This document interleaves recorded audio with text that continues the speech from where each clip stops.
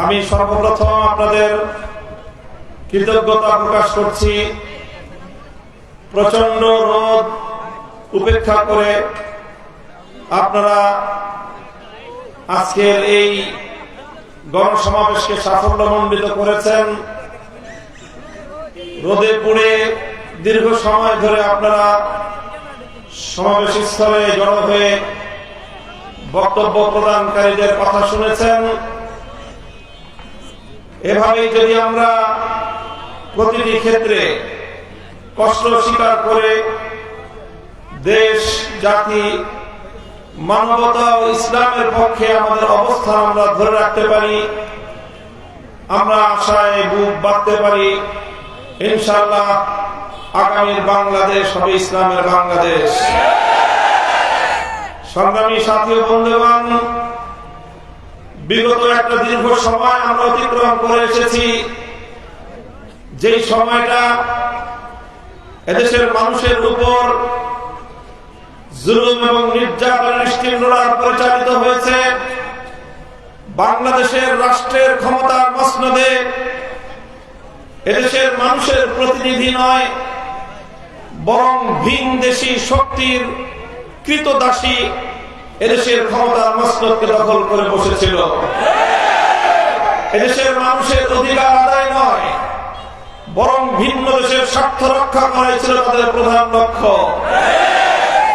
এভাবে দেশটাকে উজাড় করে সোনার বাংলাকে শ্মশানে পরিণত করে বাংলাদেশের মানুষের রক্ত, তাদের জীবন নিয়ে ছিনিমিনি খেলে দেশটাকে ঘুমের রাজত্বে পরিণত করে গোটা বাংলাদেশকে এক মৃত্যুপুরীতে পরিণত করা হয়েছিল। আর এর মধ্যে সবচেয়ে বেশি স্টিম রোলার পরিচালিত হয়েছে এদেশের আলেম সমাজ এবং এদেশের ইসলামী জনতার উপর। এদেশের ইসলামী জনতাকে বারবার বুলেটের আঘাতে হত্যা করা হয়েছে।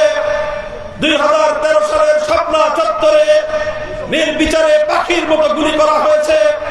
2021 সালে মোদী বিরোধী আন্দোলন করবার অপরাধে এদেশের আলেম ওলামা ইসলামী জনতাকে গুলি করে খুন করা হয়েছে। 2024 জুলাই বিপ্লবে এদেশের আপামর তৌহিদি জনতা, ছাত্র জনতা, কৃষক, শ্রমিক, মজদুর সকলকে, আলেম ওলামা, হাফেজ আলেমদেরকে নির্বিচারে গুলি করে গোটা বাংলাদেশকে রক্ত দিয়ে ভাসিয়ে দেওয়া হয়েছে। আলেম ওলামাদেরকে নির্বিচারে কারাগারে অন্ত করে প্রকোষ্ঠ নিক্ষেপ করা হয়েছে। বছরের পর বছর বিনা বিচারে কারাগারে তাদেরকে আটকে রাখা হয়েছে। জেল জুলুম, হুলিয়া জারি করা হয়েছে। ইসলামী নেতৃবৃন্দকে ফাঁসির কাস্টে ঝুলিয়ে হত্যা করা হয়েছে। কারাগারে বিনা চিকিৎসায় নির্মমভাবে এক একজনকে ষড়যন্ত্রমূলক ভাবে মৃত্যুর দিকে ঠেলে দেওয়া হয়েছে। সংগ্রামী সাথী ও বন্ধুগণ, তাই 2008 সাল থেকে 24 সাল 15টি বছর ছিল এদেশের ইসলাম পন্থীদের জন্য রক্ত দেওয়ার সময়, জীবন দেওয়ার সময়, জুলুম সহ্য করার সময়, নির্যাতন সহ্য করার সময়, ত্যাগ এবং কোরবানির চরম পরাকাষ্ঠ প্রদর্শন করবার সময়। এই সকল জুলুমের পর 2024 বিপ্লব প্রতিষ্ঠিত হয়েছে। 2024 বিপ্লবকে যদি আমরা অধ্যয়ন করি, 2024 বিপ্লবকে যদি যথাযথভাবে এটাকে মূল্যায়ন করার চেষ্টা করা হয়, দেখা যাবে 2024 বিপ্লবের প্রতিটি গুরুত্বপূর্ণ পয়েন্টে যারা বুক চিতিয়ে জালিমের বুলেটের সামনে মাথা উঁচু করে লড়াই করেছিল, তাদের সিংহভাগ ছিল এদেশের আলেম সমাজ, সিংহভাগ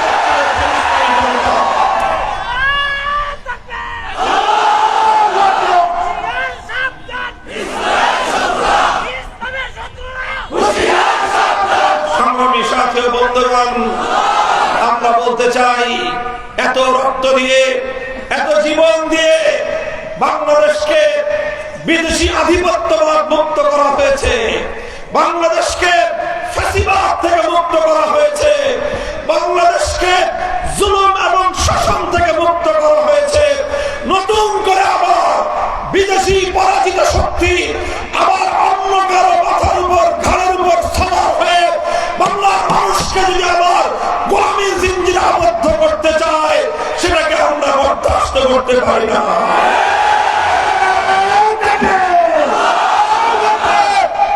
আপনারা মনে রাখবেন, বিগত দিনে দেশের মানুষ রাজপথে ঐক্যবদ্ধ লড়াইয়ের মধ্য দিয়ে যাদেরকে প্রতিহত করেছে, যাদেরকে পরাজিত করেছে, যাদেরকে বিতাড়িত করেছে, সেই পরাজিত অপশক্তি কিন্তু বসে নেই।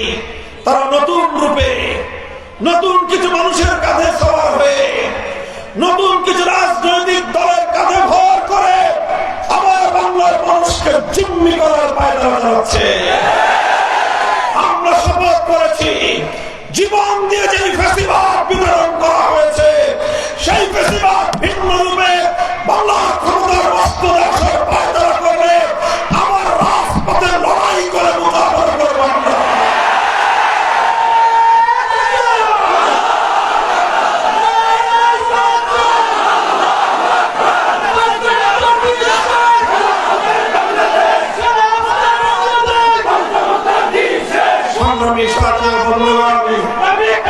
আমরা আজ বলতে চাই, বাংলাদেশের মানুষ যে শান্তি চায়, বাংলার মানুষ যে মুক্তি চায়, বাংলার মানুষ যে বৈষম্যহীন দেশ গড়তে চায়, বাংলার মানুষ যে সম্ভাবনাকে জাগ্রত করতে চায়, সেই সম্ভাবনা, সেই মুক্তি, সেই সম্মান, সেই মর্যাদা আল্লাহ শপথ করে বলতে পারি, আল্লাহ প্রদত্ত রাজনৈতিক, অর্থনৈতিক, সামাজিক ব্যবস্থা ছাড়া সম্ভব নয়। বাংলাদেশের সকল ইসলামপন্থী শক্তিগুলো নিজেদের মধ্যকার সকল ভেদাভেদকে পিছনে ঠেলে দিয়ে বাংলার মানুষকে মুক্ত করার জন্য দীর্ঘ শতাব্দীকাল ব্যাপী সংগ্রাম, লড়াই, আত্মত্যাগ এবং কোরবানির ফসল এবার ঘরে তুলবার জন্য হাতে হাত রেখে টেকনাফ থেকে তেতুলিয়া পর্যন্ত গণমানুষের মধ্যে যে আশা এবং স্বপ্নের সঞ্চার করেছে, ইনশাআল্লাহ এই শক্তিকে বাংলার ক্ষমতা, বাংলার মাটি থেকে উৎখাত করা কোন অপশক্তির পক্ষে সম্ভব হবে না ইনশাআল্লাহ। আমি আপনাদেরকে বলতে চাই, আমাদের প্রার্থী মুফতি আব্দুল কাদের সাহেব বলেছেন, আমরা চাঁদাবাজ মুক্ত দেশ গড়তে চাই, দুর্নীতি মুক্ত দেশ গড়তে চাই। সেই সাথে কেউ বলেছেন বেনামাজি মুক্ত সমাজ গড়তে চাই। সংগ্রামী সাথী ও বন্ধুগণ, সমাজ, রাষ্ট্র কাঠামো যদি মানুষকে নামাজে উদ্বুদ্ধ করে, নামাজের অনুকূল পরিবেশ সৃষ্টি করে, আমরা মনে করি প্রতিটি ইমানদার, প্রতিটি মুসলমান তখন স্বচ্ছন্দে, সানন্দে, আগ্রহী হয়ে নামাজের দিকে অগ্রসর হয়ে আসবে। আমাদের অনেক ভাইরা নামাজ পড়তে পারেন না, কৃষক শ্রমিকরা নামাজ পড়তে পারেন না, শ্রমে মিল, কলকারখানা, ফ্যাক্টরি গুলোতে গরিব দুঃখীরা কাজ করে, তারা অনেক সময় ইচ্ছা থাকলেও নামাজ পড়তে পারে না, কারণ তাদেরকে নামাজ পড়ার অনুকূল পরিবেশ তৈরি করে দেওয়া হয় না। আমাদের বোনেরা, আমাদের মায়েরা কর্মস্থলে গিয়ে নামাজের ন্যূনতম পরিবেশটুকু পর্যন্ত পায় না। সব রকম আয়োজন করা হয় দেশে, যখন খেলাধুলা হয়, বিশ্বকাপ দেখার আয়োজন করা হয় অফিসে অফিসে, সব রকম আয়োজন করা হয়। এমনকি যখন সংখ্যালঘু ভাইদের তাদের উপাসনালয়ের সময় আসে, উপাসনা, তাদের পূজার সময় আসে, সরকারি অফিস আদালত গুলোতে দেখা যায় সেখানে তাদের জন্য সুন্দর পূজারও আয়োজন করা হয়। এটাকে আমরা দ্বিমত করছি না, কিন্তু প্রশ্ন হলো 90% 92% মুসলমানের দেশে প্রতিটি কর্মক্ষেত্রে, প্রতিটি জায়গায় নারী পুরুষ সকলের জন্য নামাজের উপযুক্ত পরিবেশ তৈরি করতে না পারা রাষ্ট্রের ব্যর্থতা, সরকারের ব্যর্থতা। আমরা নামাজ কায়েম করতে চাই। অনেকে মনে করেন নামাজ কায়েম করলে জনগণের লাভটা কি, নামাজ কায়েম করলে দেশের সুবিধা কি? বন্ধুগণ, আমি আপনাদেরকে আল্লাহর কোরআনের উপর আস্থা বিশ্বাস রেখে বলতে চাই, আল্লাহ নিজে বলেছেন মুমিন মুসলমানরা ক্ষমতাসীন হলে সর্বপ্রথম জাতির মধ্যে মুসলমানদের মধ্যে তারা নামাজ কায়েম করবে। নামাজ কায়েম করার দ্বারা আজ আমাদের দেশের সবচেয়ে বড় যে দুটি সমস্যা, উভয় সমস্যার সমাধান ইনশাআল্লাহ নামাজের মাধ্যমে হওয়া সম্ভব। প্রথম সমস্যা দুর্নীতি, দ্বিতীয় সমস্যা সন্ত্রাস এবং চাঁদাবাজি। আমি বিশ্বাস করি সরকারি আমলারা, মন্ত্রী, মিনিস্টার, সচিব, কর্মকর্তারা যদি নিয়মিত 5 ওয়াক্ত নামাজে অভ্যস্ত হয়, উচ্চপদস্থ কর্মকর্তারা যদি নামাজে অভ্যস্ত হয়, আর সেই নামাজীদেরকে যদি দেশের জনগণের খেদমত করার দায়িত্ব দেওয়া হয়, তাদেরকে রাস্তাঘাট, ব্রিজ, কালভার্ট নির্মাণ করবার দায়িত্ব দেওয়া হয়, সেই নামাজি দায়িত্বশীলরা ব্রিজ নির্মাণ করার সময় রোডের বদলে বাঁশ দেবে না। তারা সিমেন্টের টাকা মেরে খেয়ে মাটি দিয়ে রাস্তাঘাট তৈরি করবে না। তারা আলকাতরার জায়গায় কেরোসিন তেল ব্যবহার করবে না। দেশের সম্পদ জনগণের কাজে ব্যয় হবে। মানুষ ব্যক্তিগত স্বার্থে, গোষ্ঠী স্বার্থে, দলীয় স্বার্থে দেশের টাকা লুটপাট করবে না, সম্পদ লুটপাট হবে না।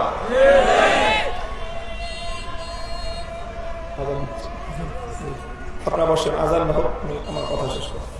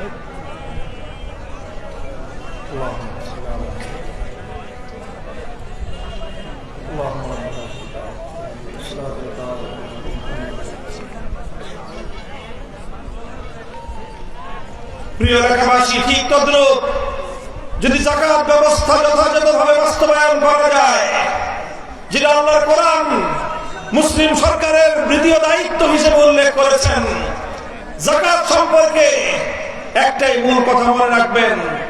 আল্লাহ রাসূল সাল্লাল্লাহু আলাইহি ওয়াসাল্লাম বলেছেন, তুখাযু মিন আগনিয়াইহিম ওয়া তুরাদ্দু আলা ফুকারাইহিম। ইসলাম এমন এক অর্থ ব্যবস্থা প্রদান করা হয়েছে, ধনীর সম্পদে গরিবের হিস্সা রাখা হয়েছে। ইসলামী রাষ্ট্র এবং সরকারের দায়িত্ব হলো ধনীর সম্পদে গরিবের যে হিস্সা রয়েছে সেই হিস্সা ধনীর কাছ থেকে উৎসুল করে গরিবের মাঝে বন্টন করা। এটি ইসলামী সরকারের প্রধানতম দায়িত্ব। যদি সে দায়িত্ব সরকার পালন করে, সে দায়িত্ব যদি রাষ্ট্র বহন করে, আমরা দায়িত্বহীন ভাষায় প্রতিশ্রুতি দিতে পারি দেশের জনগণের মধ্যে অর্থনৈতিক এই আকাশ সম বৈষম্য থাকবে না। আজ বাংলাদেশে অর্থনীতির উন্নয়নের গল্প শোনানো হয়, বলা হয় পার ক্যাপিটা ইনকাম, মাথা পিছু আয় বেড়েছে। বলা হয় জিডিপি, দেশের আভ্যন্তরীণ উৎপাদন বেড়েছে। হ্যাঁ, মাথা পিছু আয় বাড়ে, গড় ইনকাম বাড়ে, দেশের উৎপাদন বাড়ে, কিন্তু তার সুফল সাধারণ জনগণ পায় না। তার সুফল পায় কারা? তার সুফল পায় কুক্ষিগত অল্প কিছু মানুষ, যারা রাষ্ট্রের সকল সম্পদ নিজেদের হাতে কুক্ষিগত করে রাখে। মেহনত করে শ্রমিক, মেহনত করে মজদুর, মেহনত করে কৃষক, কৃষক মজদুর আর শ্রমিকের সেই মেহনতের সমগ্র লাভ এটা ভোগ করে পুঁজিপতি এবং শিল্পপতিরা। শ্রমিক এবং মেহনতি মানুষ তার সুফল প্রকৃত অর্থে ভোগ করতে পারে না। প্রিয় ভাই আমার, এই জন্য প্রয়োজন মেহনতি মানুষ বান্ধব, গরিব বান্ধব, শ্রমিক বান্ধব সমাজ ব্যবস্থা এবং অর্থনৈতিক অবকাঠামো গড়ে তুলতে হবে। আল্লাহর কোরআন বলেছে কাইলা ইয়াকুনা দুলাতাম বাইনাল আগনিয়াই মিনকুম, এমন অর্থ ব্যবস্থা বাস্তবায়ন করতে হবে জনগণের সম্পদ, রাষ্ট্রের সম্পদ যেন কোন একটি শ্রেণী বিশেষের কাছে কুক্ষিগত না হয়ে যায়। আপনারা জানেন বিগত 15 বছরের লুটেরা দুর্নীতিবাজ সরকার এবং তার ঘনিষ্ঠজনরা বাংলাদেশ থেকে কি পরিমাণ সম্পদ লুটপাট করেছে তার সামান্য একটা বিশ্লেষণ হলো 15 বছরে 28 লক্ষ কোটি টাকা। কত কোটি? 1 কোটি, 28 কোটি, 2800 কোটি, 28,000 কোটি, 28 লক্ষ কোটি টাকা। এই টাকা দিয়ে বাংলাদেশের জাতীয় বাজেট করা যাবে কয়েক বছরে। গোটা দেশের মানুষকে কয়েক বছরের খোরাকি প্রদান করা সম্ভব। এই টাকা লুটপাট করে নিয়ে গেছে অল্প কয়েকজন মানুষ। বিদেশের সুইস ব্যাংকে এক একজনের হাজার হাজার কোটি টাকা বেতন পাড়া করেছে